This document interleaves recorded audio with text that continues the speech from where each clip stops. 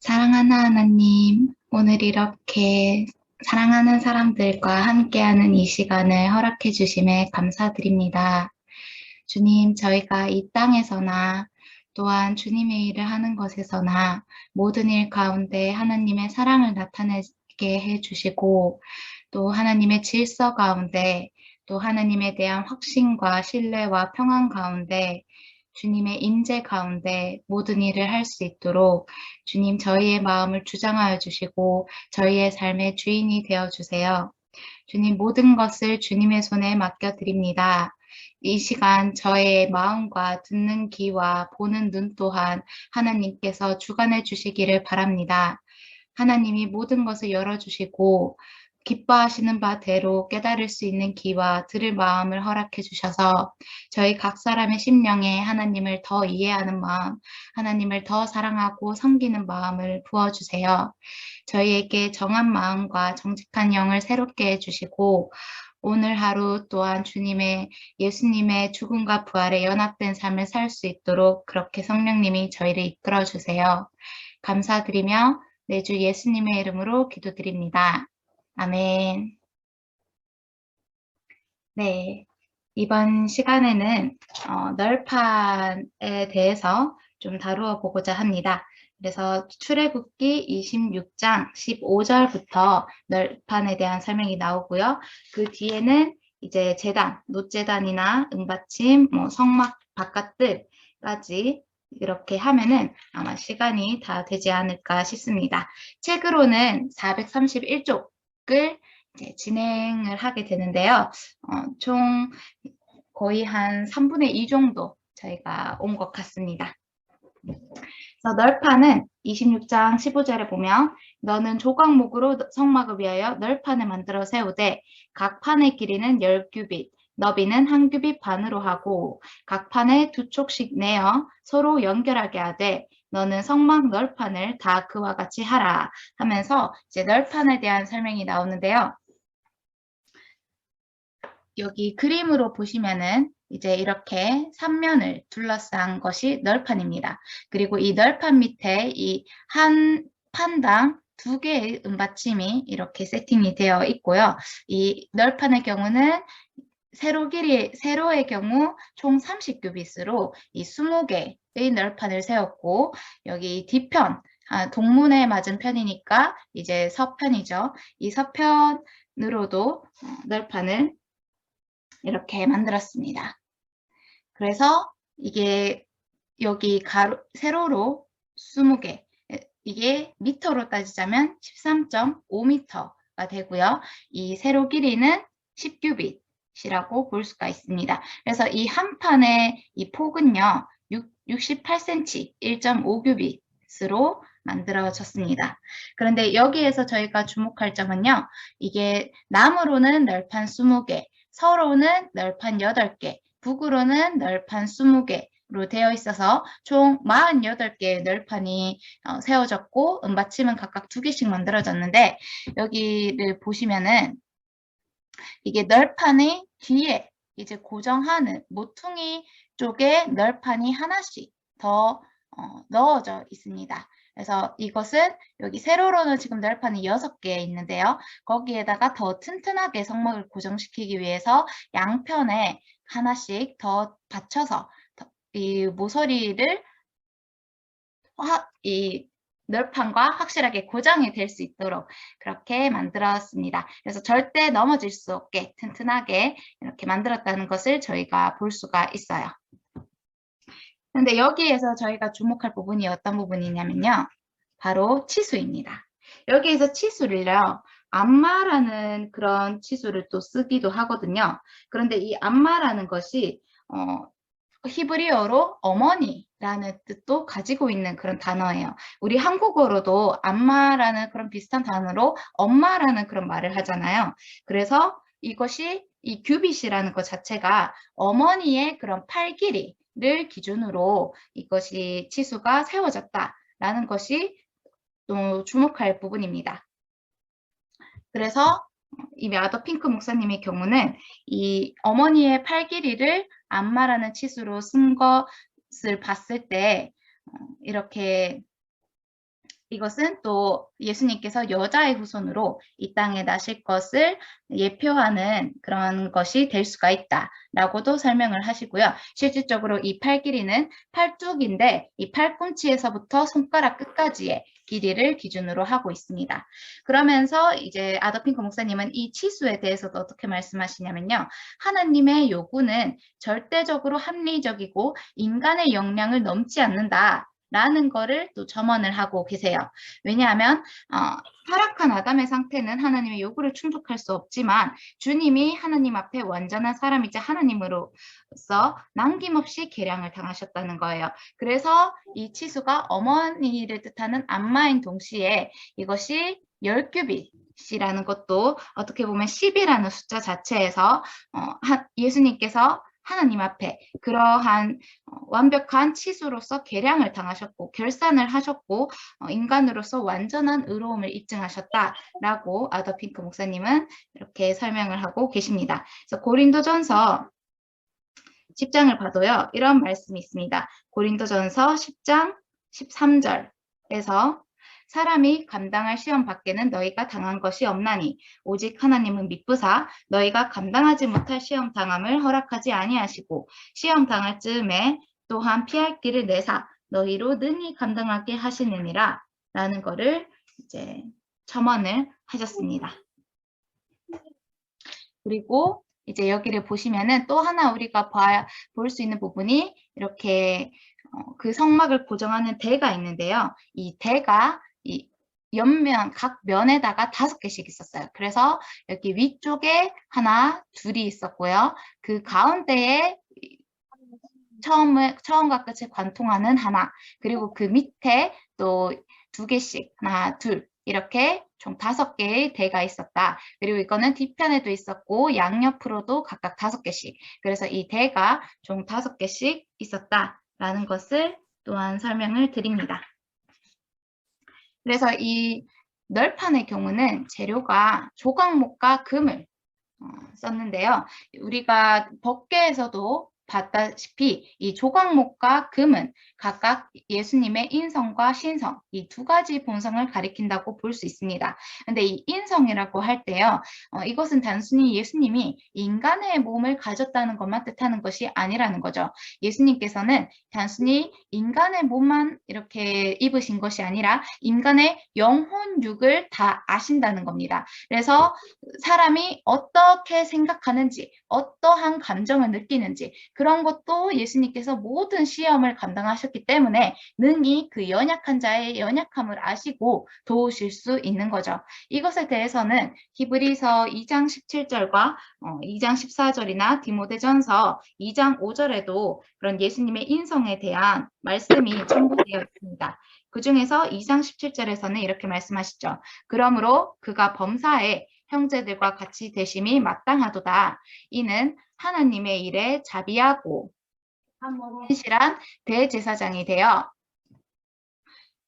백성의 죄를 속량하려 하심이라 라는 말씀이 나옵니다. 그러니까 이게 범사에 형제들과 같이 되셨다는 게 영어로는 in all things인데 그것이 영혼육, 지정이 이런 모든 부분에서 우리 사람을 이해하셨다, 온전히 이해하셨다 그런 뜻으로 또 저희가 알 수가 있고요. 히브리서 2장 14절에서도 자녀들은 혈과 육에 속하였음에 그도 또한 같은 모양으로 혈과 육을 함께 지니셨다. 여기서 flesh and blood라는 표현을 썼는데요. 이것은 단순히 몸만 그렇게 지칭하는 것이 아니라 우리가 영혼이 뭔가 결합되어 있기 때문에 여기서도 예수님의 인성에 대한 것을 저희가 이해를 할 수 있는 부분이고요. 또 디모데전서 2장 5절에서도 하나님은 한 분이시요 또 하나님과 사람 사이의 중보자도 한 분이시니 곧 사람이신 그리스도 예수라 라는 말씀이 나옵니다.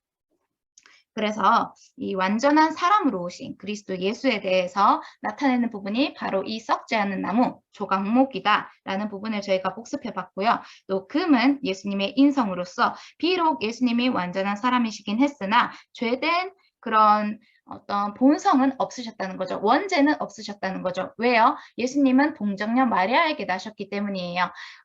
인간의 육신은 이 DNA는 이 아담의 씨로부터 파생된 모든 인간은 이 첫째 아담의 후손이기 때문에 원죄를 가지고 태어나게 됩니다. 그래서 사망이 그 안에 역사를 하게 되는 거고 그 본성도 타락한 본성이 되는 거죠. 하지만 예수님께서는 성령으로 말미암아 마리아의 뱃속에 잉태되셨기 때문에 그러한 아담의 씨를 품고 태어나신 것이 아니라서 그런 원죄를 가지지 않으셨고 그렇기 때문에 오롯이 점없고 흠없는 어린 양으로서 우리의 희생제물이 되셨던 겁니다.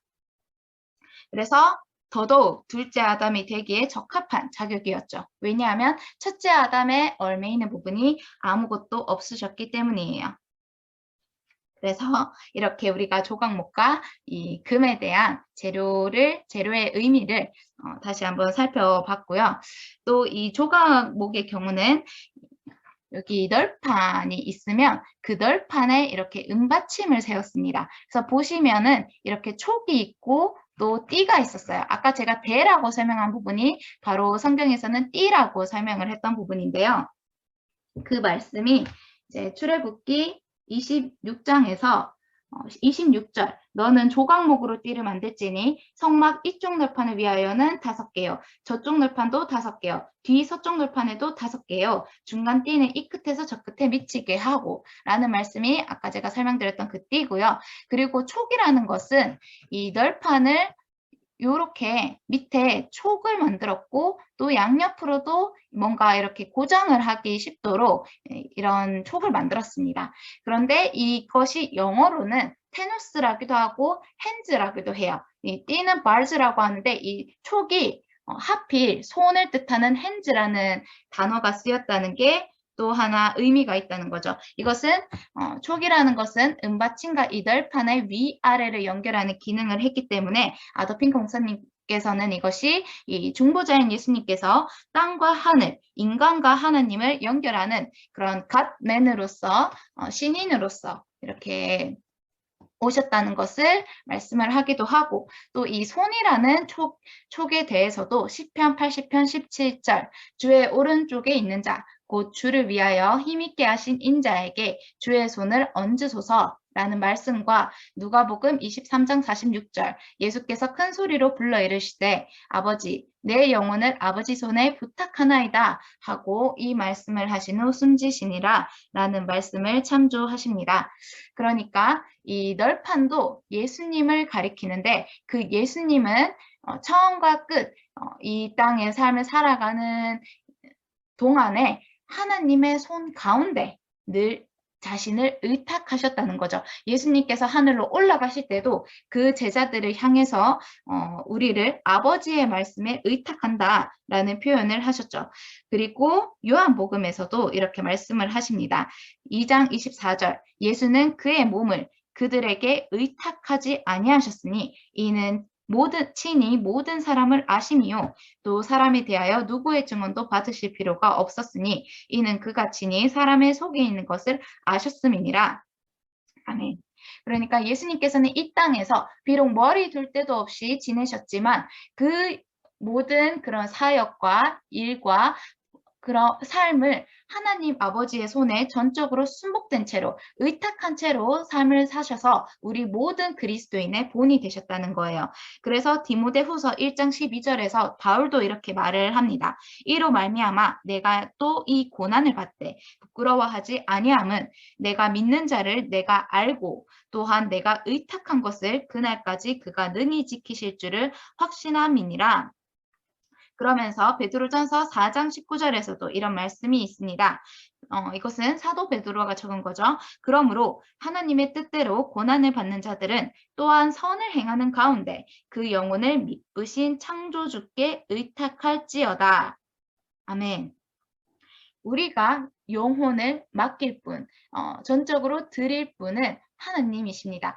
우리가 이 삶에서 어떠한 고민이나 현실적인 어려움이 있어도 그것을 주님 발치에 내려놓을 줄 알아야 된다는 거죠. 무슨 일을 함에 있어서도 그것이 나의 생각과 나의 판단으로 자의적으로 하는 것이 아니라 하나님 품에 거하는 상태에서 주님이 주신 감동으로 해야 된다는 겁니다. 그렇게 우리 자신을 맡기는 것이 주님의 핸즈, 주님과 연결되어서 그 손에 우리 영혼을 책임지시도록 올려드리는 것이라는 거죠. 예수님께서 이 땅의 삶을 사신 그 본을 본받아 우리 또한 그렇게 살아야 된다는 겁니다.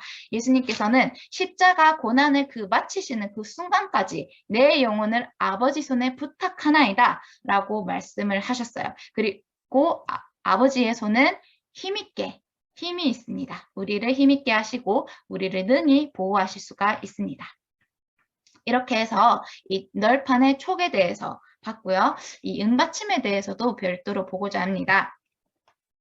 이 은받침은 한마디로 은으로 만들어졌죠. 근데 이 은이라는 것이 구속의 성격을 가지고 있습니다. 이 구속은요, 피 흘림의 구속의 근거에서 하느님과 인간 사이에 화목이 이루어졌죠. 그래서 그 전에 우리가 출애굽기를 앞서서 보면서 피 흘림과 피 뿌림에 대해서 본 적이 있습니다. 피 흘림은 쉐딩이고 피 뿌림은 어떤 스프링클링이라고 저희가 봤었는데요. 그것이 그리스도가 흘리신 피를 우리의 믿음으로 전유하는 것에 대해서 구분해서 살펴봤었습니다. 그래서 이 은이라는 것은요, 구속을 의미하는데요. 이 구속을 라고 우리가 생각할 수 있는 근거는 이 이후에 살펴볼 30장 16절에서 이것이 속전의 성격을 가지기 때문이에요.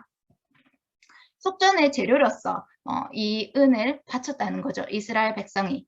그런데 베드로전서 1장 18절에서 19절 너희가 알거니와 너희 조상이 물려준 헛된 행실에서 대속함을 받은 것은 은이나 금같이 없어질 것으로 된 것이 아니요 오직 흠없고 점없는 어린 양 같은 그리스도의 보배로운 피로 된 것이니라. 비록 이스라엘 백성이 속전으로 은을 바치긴 했으나 이것이 뜻하는 실질적인 의미는 우리가 어떠한 물질로 하나님께 우리 영혼을 주장할 수 있는 자격이 있다는 것은 아니라는 거예요. 이것은 이 은이라는 것도 결국에는 이 흠없고 점없는 어린 양 같은 그리스도의 보배로운 피로 우리를 구속하셨다. 이스라엘 백성에게는 출애굽 당시 6월절 어린 양이 그 장자를 대속하셨다라는 것에 대해서 그것을 믿는 믿음, 하나님의 창조주로서 또는 우리의 구속자로서의 하나님의 위치를 인정하고 순복하는 그 표시로서 은을 냈다는 것입니다. 그러니까 이 은 자체가 어떠한 기능을 가진 것이 아니라요. 이 은은 어떻게 보면 하나님께 우리의 믿음을 입증하는 창조주의 권리를 인정하는 우리의 순종의 행위라는 거죠.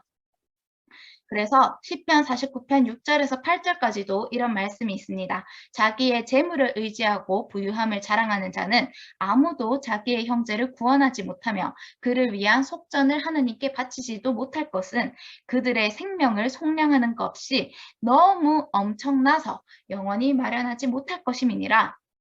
아멘. 그러니까 이 은이라는 것은요.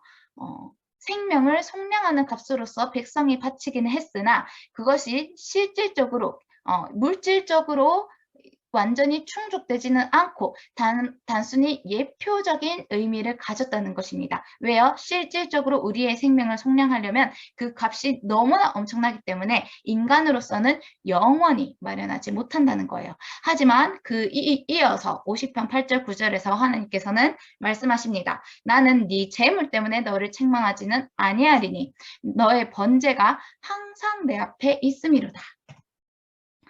실제로도 이스라엘 백성은 매일 드리는 번제를 아침 저녁으로도 드렸지만요. 또 이것이 언제 성취됐습니까? 예수님께서 십자가에서 드리신 그 희생이 단번에 드리셨고 그것이 영원히 핏부림으로 하나님 앞에 영속성을 가진다는 겁니다. 그래서 이 은이 생명의 속전으로서 구속의 성격을 가지나 더 정확하게 그 깊게는 예수님의 구속 사역을 의미한다. 라는 것을 말씀을 드리고요. 또 이 널판과 은받침은 각각 48개와 96개였습니다. 그래서 이 48이라는 숫자는 6 곱하기 8 또는 4 곱하기 12로 나누어서 볼 수 있고요. 은받침 96개는 12 곱하기 8로도 저희가 볼 수 있는데요. 간단하게 말씀을 드리자면 이 8이라는 숫자는 새로운 질서와 시작을 의미합니다. 12라는 것은 통치의 완성을 의미하는 숫자고요. 2라는 건 저희가 많이 봤듯이 증거, 증인, 증언을 의미하는 숫자입니다. 그래서 이 성소에서 이 8과 16, 20과 40 이렇게 10이라는 숫자도 봤지만 또 특히나 널판이 총 도합해서 48이다, 96이다 라는 것은요. 어떻게 보면 예수님께서 이 땅에 초림을 하셨을 때 모든 어떤 의로운 요구를 만족하셨다, 완성을 하셨다라는 것으로 우리가 이해를 할 수가 있겠습니다.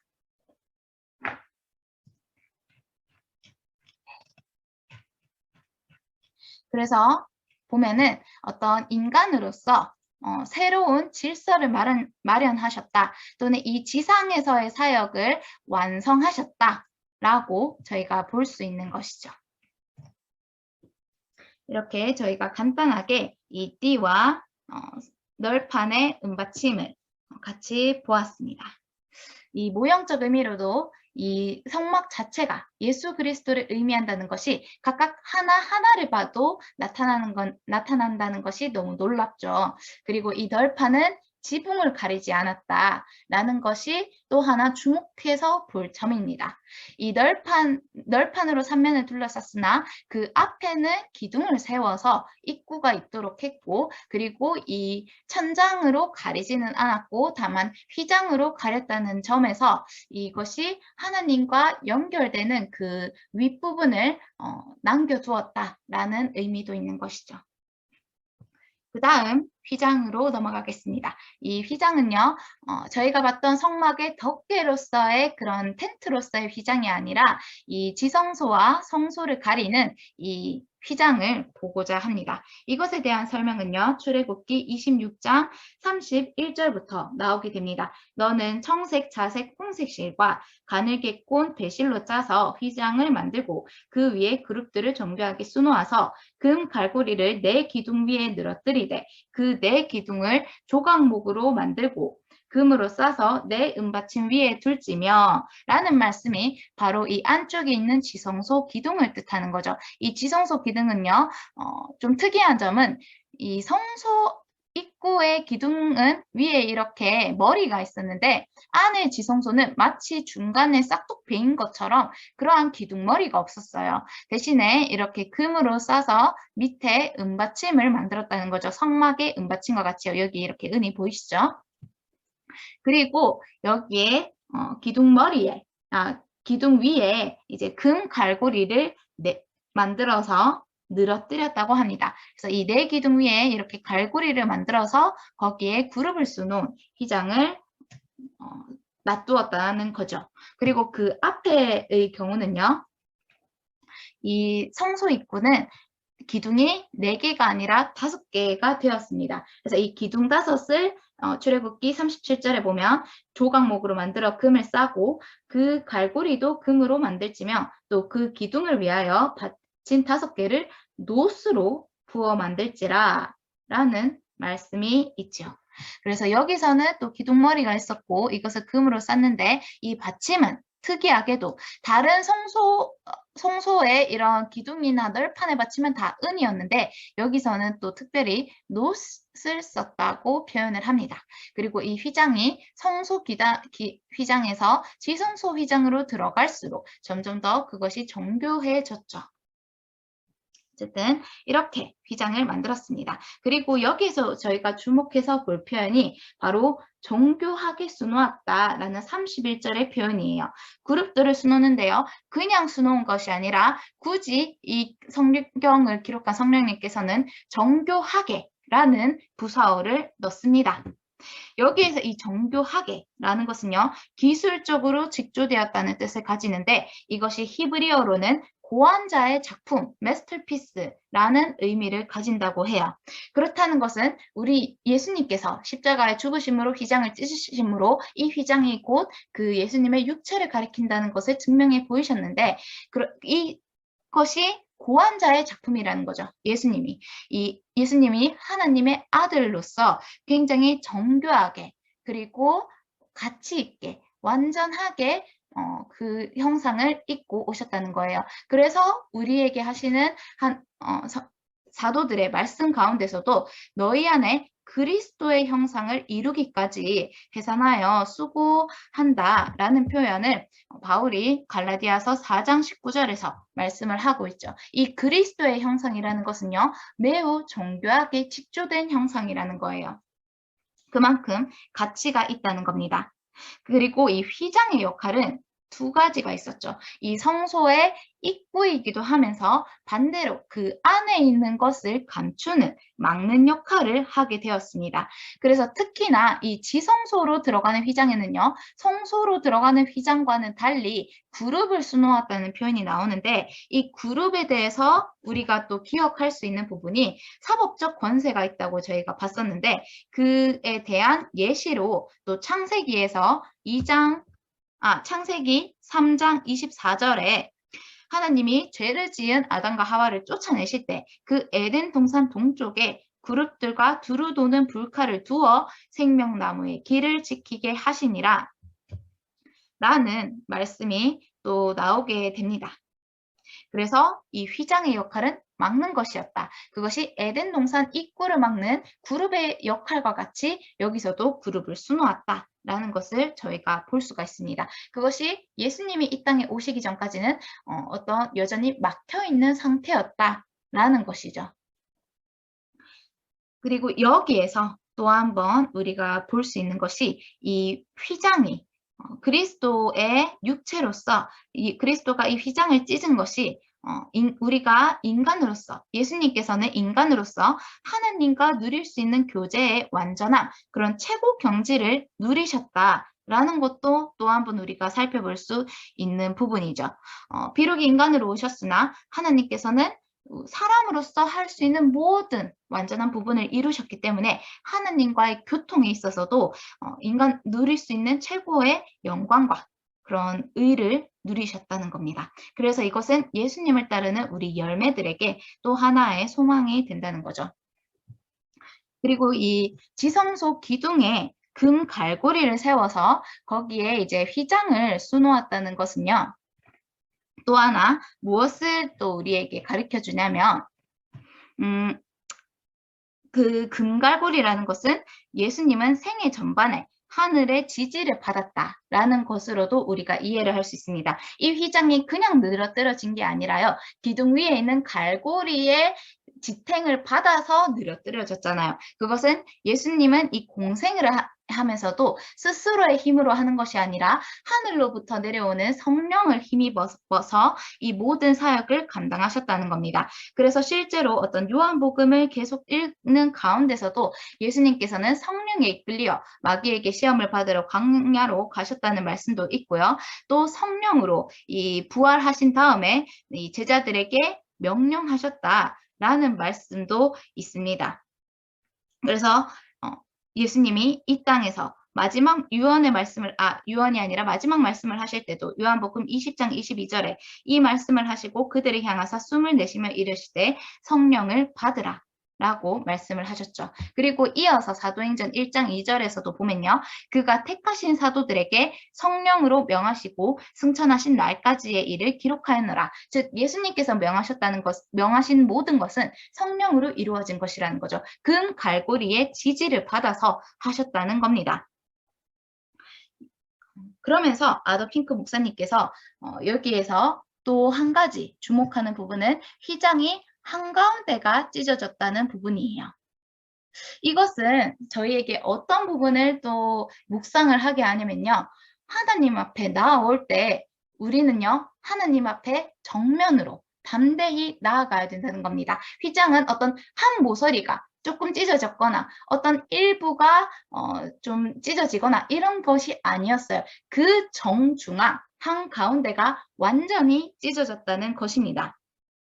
이것은요, 죄인이 하나님께 나아갈 때 곁길이나 한쪽에 치우쳐서 갈 수 없다는 것을 뜻해요. 우리는 하나님께 나아갈 때요, 우회하거나 회피할 수가 없습니다. 은혜의 보좌에 담대히 나아가는 일은 그리스도의 피를 힘입어서 하나님과 정면으로 마주하는 일이에요. 이거는 직접 부딪혀야 되는 거예요. 우리가 다른 사람을 통해서, 다른 일을 통해서 에둘러서 하나님을 이해하는 것이 아니라요. 우리 영혼이 직접 하나님께로 정면 돌파해야 된다는 겁니다. 하나님은 우리의 옆얼굴이 아니라요. 정면에 이 얼굴을 마주보기 원하신다는 거예요. 물론 하나님 앞에 나아가면 우리가 고개를 들 새도 없이 이렇게 바닥에 팍 수그리게 되는 것이 또 우리 피조물의 위치이기도 하지만 한편으로 예수님께서는 우리에게 히브리서 말씀으로 소망을 주시죠. 10장 19절에서 22절. 그러므로 형제들아 우리가 예수의 피를 힘입어 성소에 들어갈 담력을 얻었나니 그 길은 우리를 위하여 휘장 가운데로 열어놓으신 새로운 살 길이요 휘장은 곧 그의 육체니라. 또 하나님의 집 다스리는 큰 제사장이 계심에 우리가 마음의 뿌림을 받아 악한 양심으로부터 벗어나고 몸은 맑은 물로 씻음을 받았으니 참 마음과 온전한 믿음으로 하나님께 나아가자. 자, 여기서도 뭐라고 말씀을 하십니까? 휘장 가운데로 열어놓으셨다고 합니다. 근데 이 길을 나아가는 것은요, 맑은 물로 씻음을 받고 참 마음과 온전한 믿음으로 나아가는 길이라는 거죠. 이것이 무엇으로 가능하다? 예수의 피를 힘입어서 가능하다는 겁니다. 그래서 우리는 이러한 담력을 얻어야 된다는 거죠. 네, 이것도 또 한 가지 좀 도전이 되는 말씀이기도 하고, 그리고 이 성소 입구, 지성소 입구는 기둥이 4개였다라는 것을 주목할 필요가 있습니다. 왜냐하면 이 4개의 기둥을 아더 핑크 목사님은 마치 사복음서와 연결을 지어서 말씀을 하시거든요. 이 사복음서는 각각 예수님의 어떠한 특성을 가리키는 것이냐? 하나는 마태복음은 다윗의 자손으로서 메시아로서 오신 예수님을 가리키고요. 마가복음은 흠없는 종으로서의 예수님, 누가복음은 사람의 아들, 인자로서 오신 예수님을, 그리고 요한복음은 하느님의 아들로서 오신 예수님을 가리키고 있습니다. 그래서 이 종으로 오셨을 때 이 마가복음의 경우는요, 다른 마태복음과 누가복음과 다른 차이점이 예수님의 족보가 없다는 거예요. 왜요? 종은, 노비는 족보가 필요가 없거든요. 그래서 이 흠없는 종으로서 오신 예수님을 표현할 때 마가복음은 예수님의 계보를 적지 않고요. 또 예수님의 계보를 적지 않은 또 하나의 다른 사복음서가 요한복음이에요. 왜냐?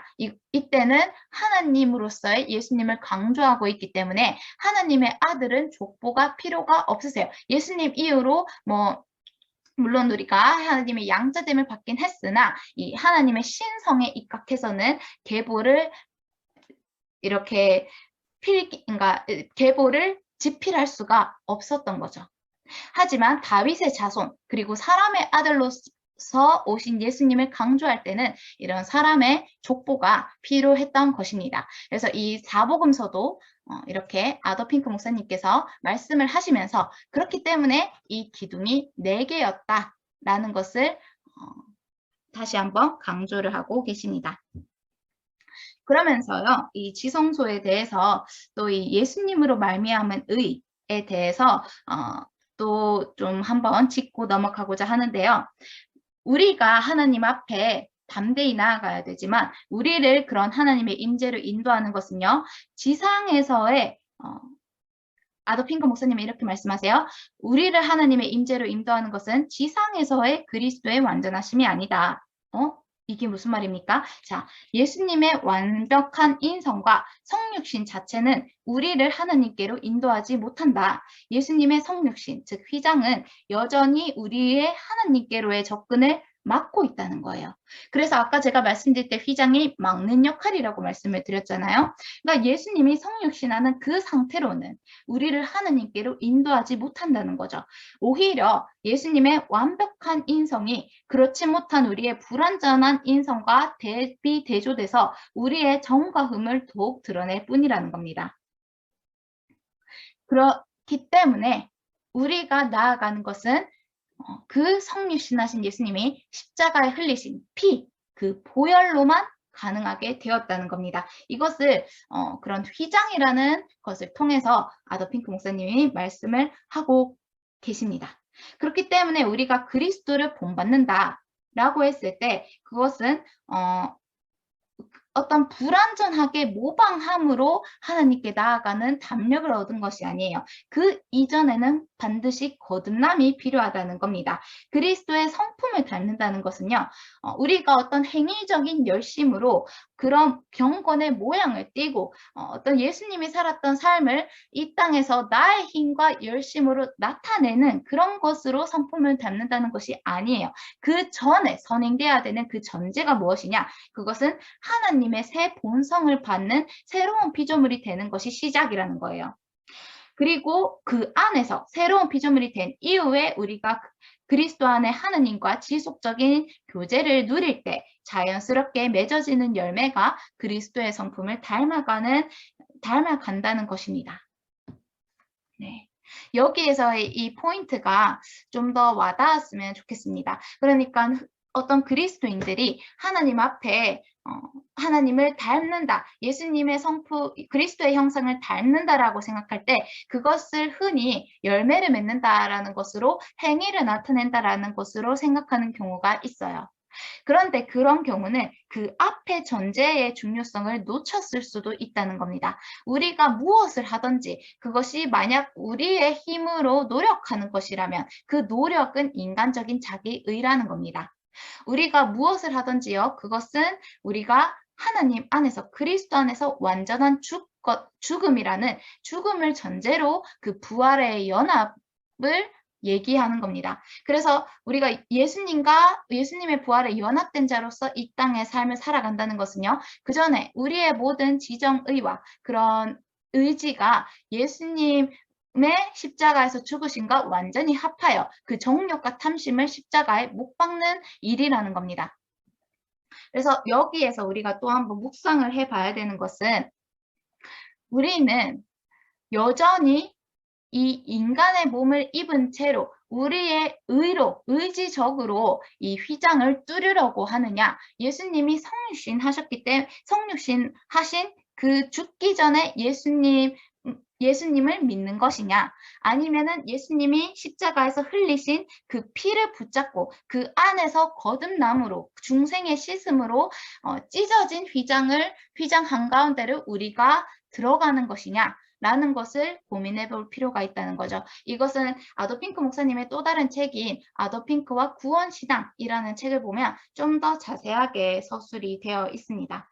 그래서 그런 부분을 이 아도 핑크 목사님도 이 휘장이라는 것을 통해서 강조를 하고 싶으셨다고 이해가 되어지는데, 그 설명이 조금은 부족할 수는 있지만 그래도 또 이 성령님께서 듣는 각 사람의 심령에 이해를 부어주시길 기도를 합니다. 그렇게 해서 저희가 지성소 휘장을 봤고요.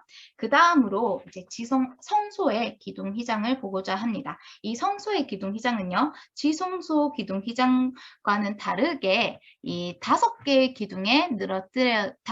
기둥의 금 갈고리에 연결되어 늘어뜨려진 휘장이었습니다. 아까 우리가 이 4기둥이 4복음서를 의미한다라는 것을 봤었는데요. 그렇다면 이 5개의 기둥은 또 무엇을 의미할까라는 것입니다. 그것은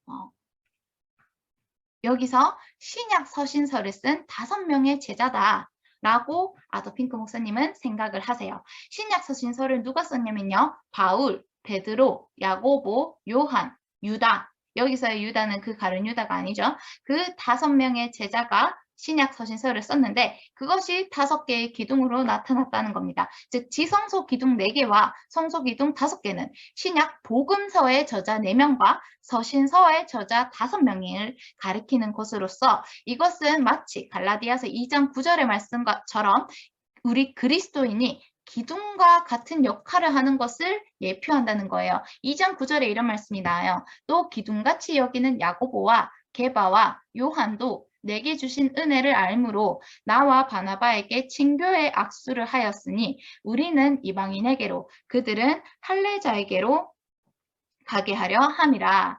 여기에서 이 야고보와 게바와 요한, 이 서신서를 쓴 야고보, 베드로, 요한을 이렇게 기둥같이 여긴다라고 표현이 되어 있죠.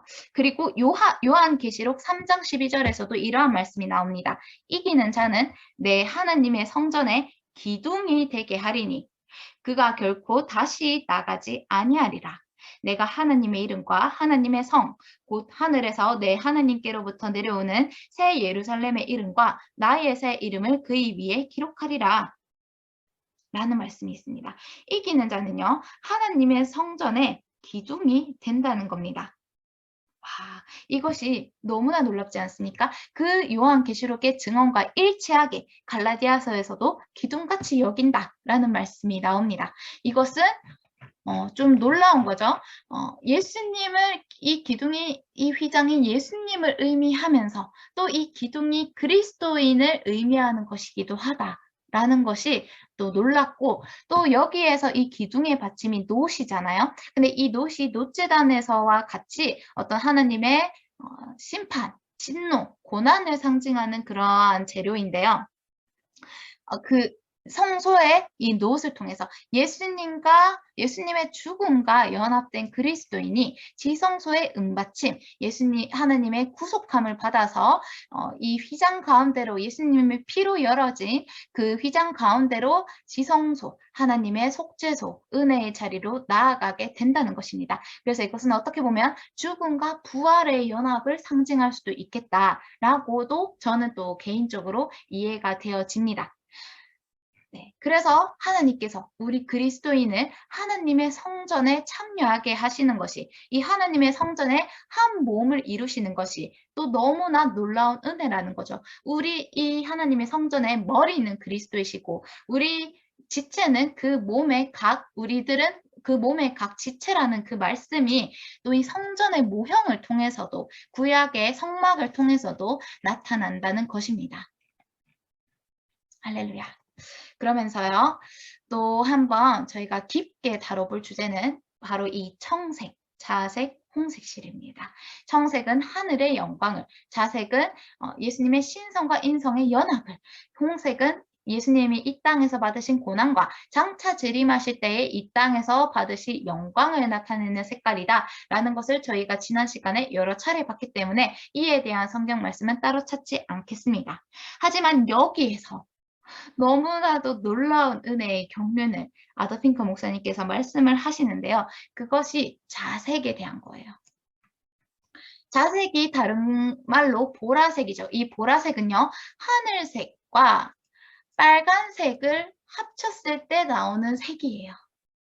그런데 이것이요, 이사야서 9장 6절에서 그의 이름은 기묘자라, 모사라, 전능하신 하나님이라, 용존하시는 아버지라, 평강의 왕이라 할 것임이라.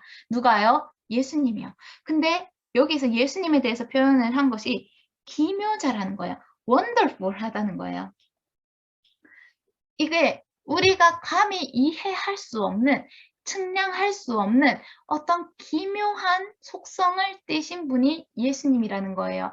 그것이 이 보라색이라는 겁니다.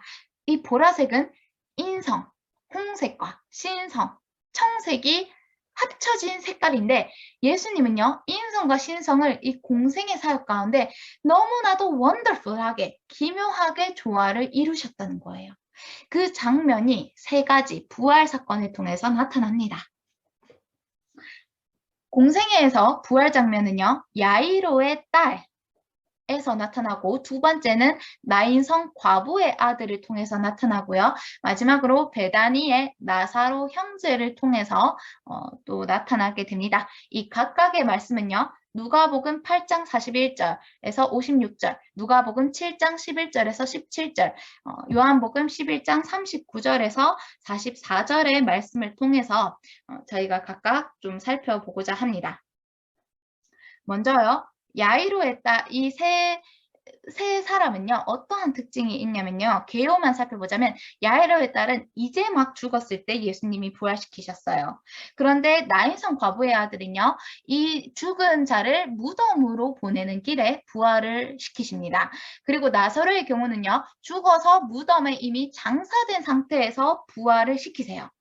또 이러한 그 스텝이 놀랍지가 않습니까? 이게 어떤 아무나를 부활시키신 게 아니라요. 각각 그 상태가 점진적으로 심화되고 점화되는 것을 우리가 눈치를 챌 수가 있는 거예요. 이제 막 죽은 자도 살리시고요. 죽어서 무덤으로 보내지는 자도 살리시고요. 이미 장사된 자도 살리시는 거예요. 예수님의 능력은 한이 없으시다는 거예요.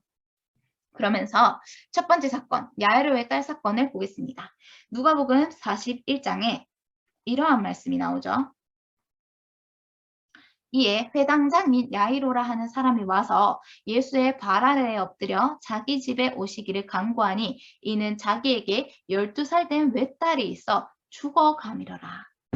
그러면서요, 이 12의 혈류증을 앓는 여자가 이렇게 고침을 받고 난 다음에 49절, 아직 말씀하실 때에 회당장의 집에서 사람이 와서 말하되 당신의 딸이 죽었나이다. 선생님을 더 괴롭게 하지 마소서 하거늘 예수께서 들으시고 이르시되 두려워하지 말고 믿기만 하라. 그리하면 딸이 구원을 얻으리라 하시고 그 집에 이르러 베드로와 요한과 야고보와 아이의 부모 외에는 함께 들어가기를 허락하지 아니하시니라. 모든 사람이 아이를 위하여 울며 통곡하되 예수께서 이르시되 울지 말라. 죽은 것이 아니라 잔다 하시니 그들이 그 죽은 것을 아는 고로 비웃더라. 예수께서 아이의 손을 잡고 불러 이르시되 아이야 일어나라 하시니 그 영이 돌아와 아이가 곧 일어나거늘 예수께서 먹을 것을 주라 명하시니 그 부모가 놀라는지라 예수께서 경고하사 이 일을 아무에게도 말하지 말라 하시니라. 아멘. 여러분, 방금 제가 읽은 이 구절에서 예수님의 보라색이 나타났습니다. 그것을 찾으셨습니까? 그것이 뭐냐면요.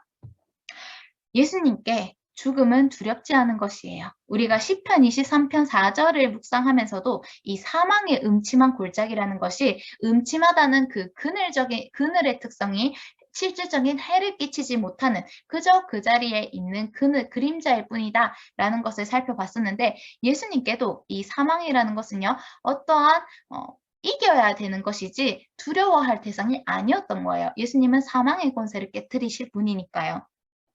그렇기 때문에 예수님께서 이 부모에게 아이가 잔다라고 52절에 말씀을 하시죠. 그러면서 이 부활의 능력으로 하늘의 영광, 즉 청색깔을 보이십니다.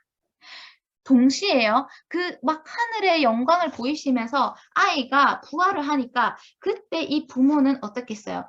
너무나도 흥분하면서 놀라워하면서 믿지 못하면서 이렇게 뭐랄까 아직 이렇게 얼빠진 상태였을 수도 있다는 거예요. 그죠?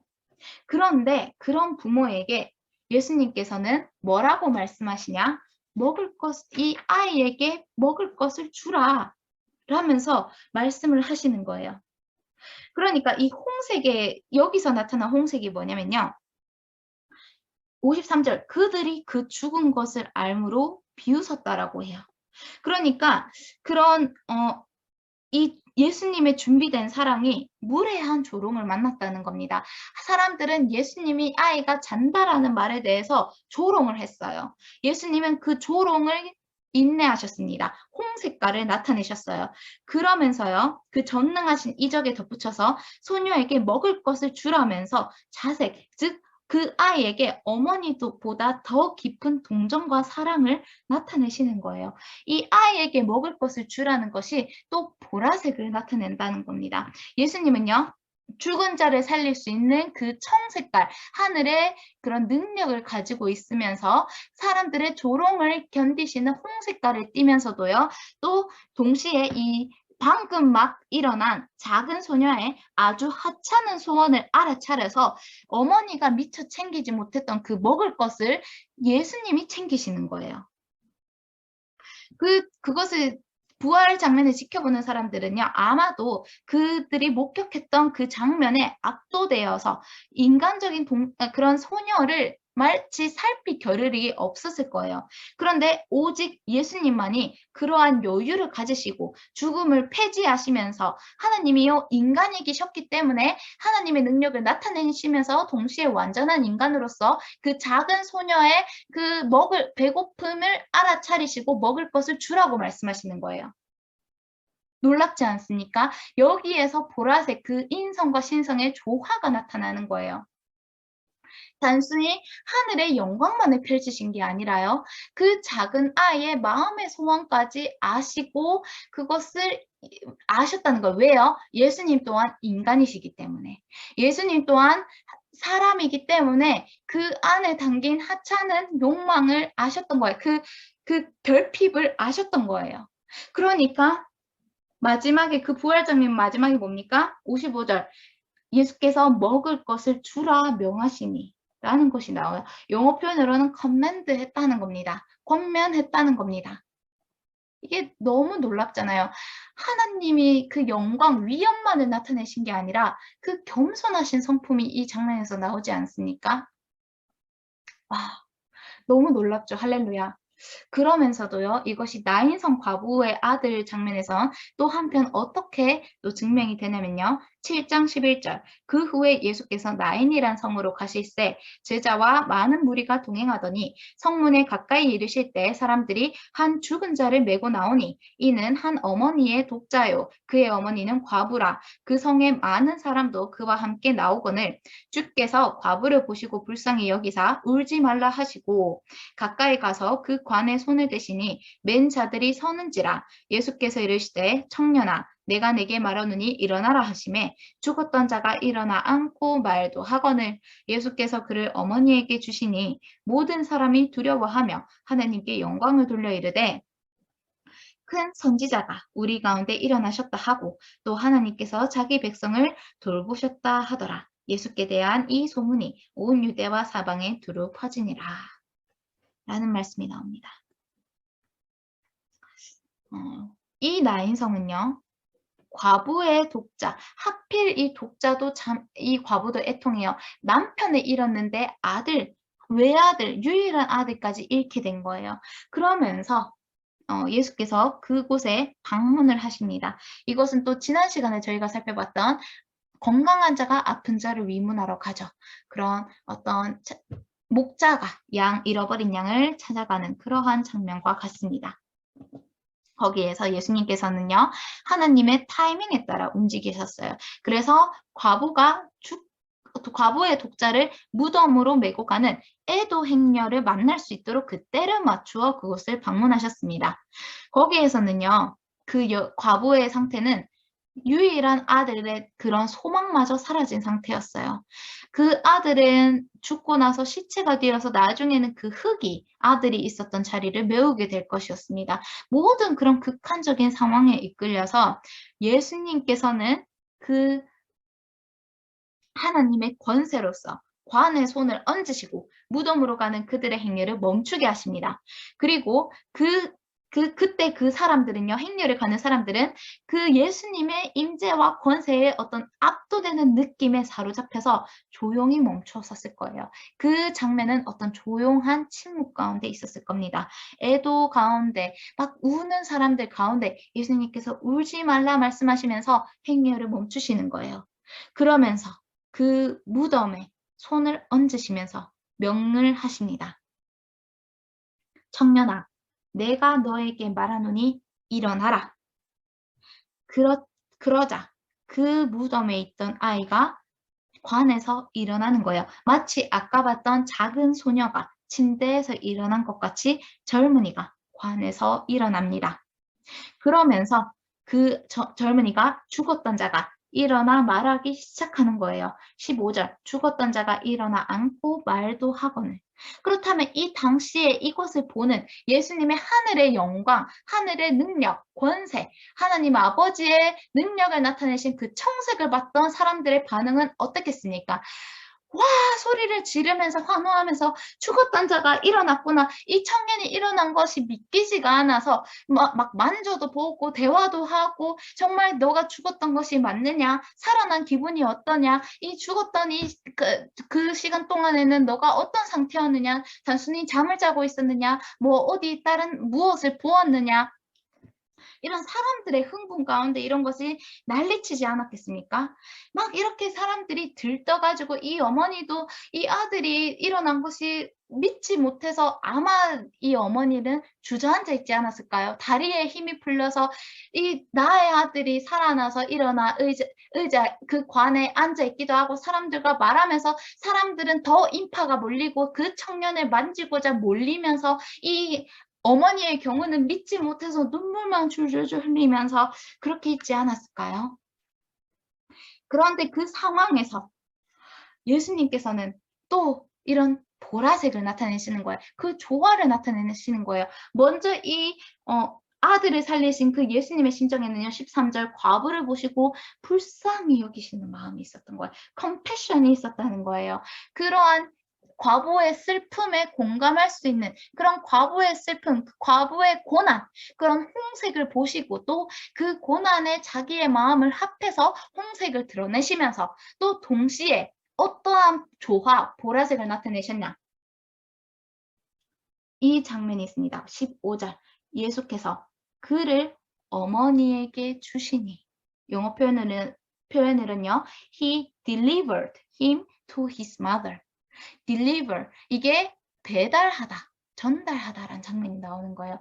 그러니까 막 사람들이 몰리고 어떤 흥분감이 있던 그 난리통 속에서 예수님께서는 이런 하나님의 영광을 나타내신 그 위엄과 그것에 머무르시는 것이 아니라요.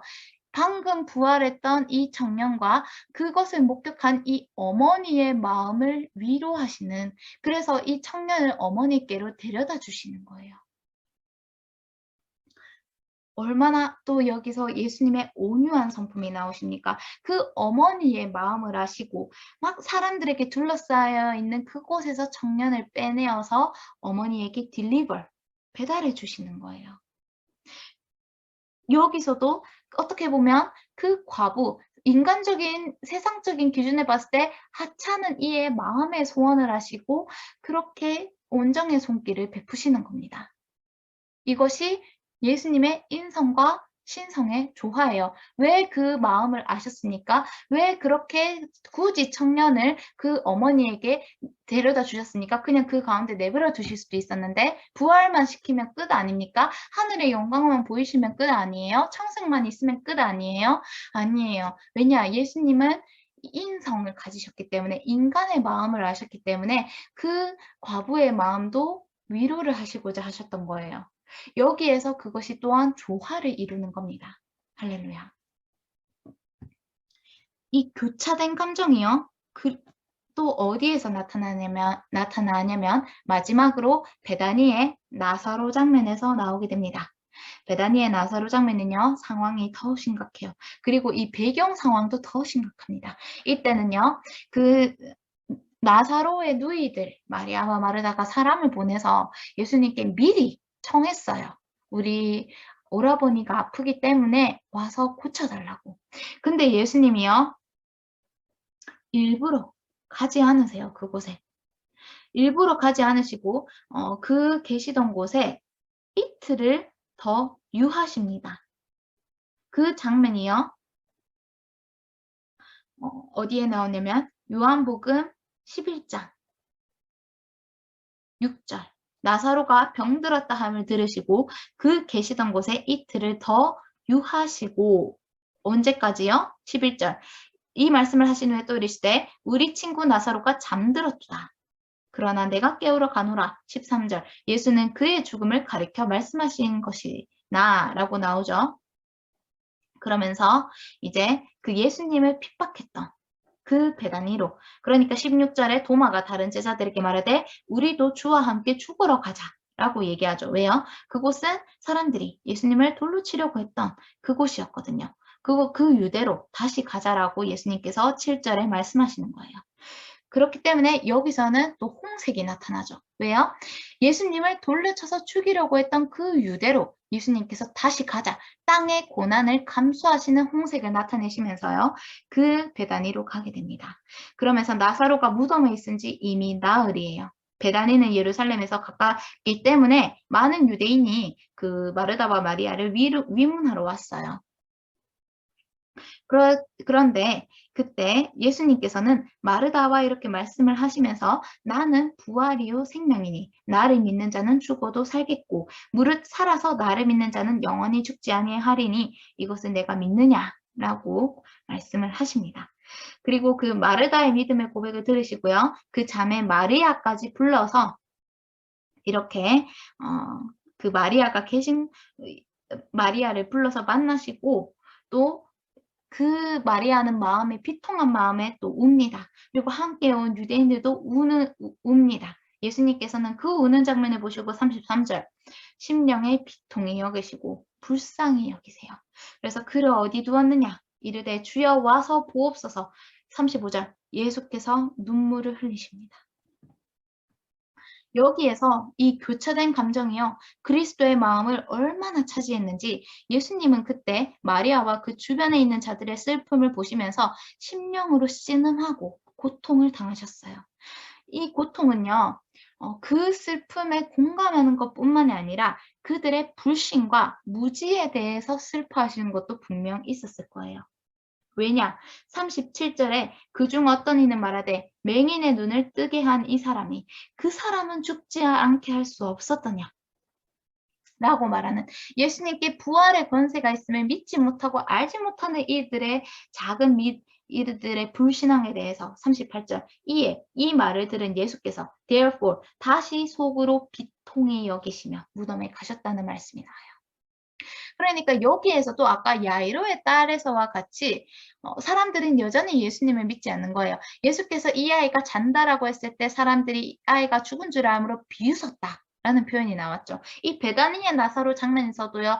좀 일찍 와서 이 사람을 고칠 수 없었나? 라는 그런 사람들의 말에 대해서 그런 어떻게 보면 그런 원망의 마음도 있었을 수 있고 안타까운 마음도 있었을 수 있고 하지만 예수님의 능력을 제대로 알지 못했기 때문에 그런 말을 하는 것에 대해서 예수님께서는 또 한 번 비통히 여기시는 거예요.